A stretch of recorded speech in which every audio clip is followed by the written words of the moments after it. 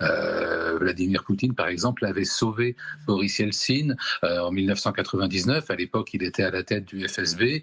Il avait littéralement fait exploser en vol un procureur qui menaçait Yeltsin en publiant une vidéo où on le voyait dans une chambre d'hôtel un peu luxueuse avec deux femmes très jeunes. Bon, ça a mis fin à la carrière de ce procureur gênant. Donc c'est une technique éprouvée, en particulier dans les services russes, et le détenteur de telles vidéos, évidemment, a une puissance d'action incroyable. Après, les Russes ne sont pas les seuls à utiliser ces techniques. Pensez à Hoover, le fondateur du FBI.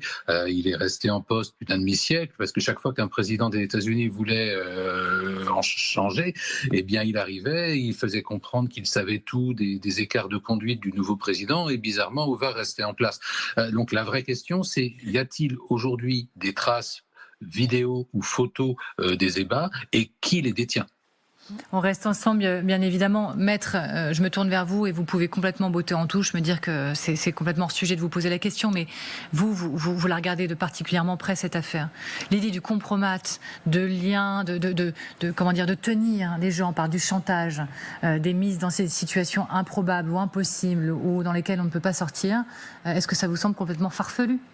Farfelu, je pense que c'est pas le terme. Je pense que c'est légitime qu'on puisse se poser la question.